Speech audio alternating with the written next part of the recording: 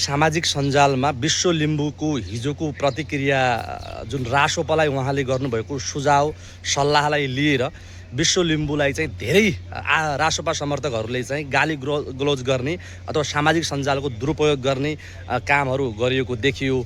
यो एकदमै राम्रो होइन। रवि लामिछाने हाम्रो पार्टी सभापति भनेको सार्वजनिक व्यक्ति हो।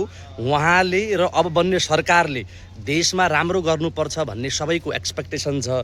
त्यो एक्सपेक्टेसनलाई लिएर नेपाली जनताले प्रश्न गर्न पाउनुपर्छ, उहाँहरूलाई खबरदारी गर्न पाउनुपर्छ भनेर हाम्रो पार्टी सभापतिले पनि अस्तिको भाषणमा भनिसक्नु भएको छ। तैपनि धेरै समर्थकहरूले चाहिँ उहाँलाई गाली गलौज गरेको देखियो। यो राम्रो होइन। तपाईँ के भन्न चाहनुहुन्छ दाइ यो विषयमा? एकदम सही हो भाइ।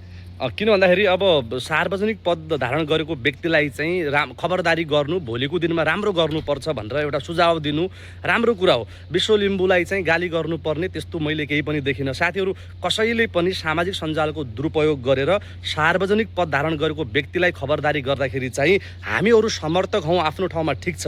यद्यपि गाली गलौज गर्ने, सामाजिक सञ्जालको दुरुपयोग गर्ने काम चाहिँ बन्द गरौँ कृपया।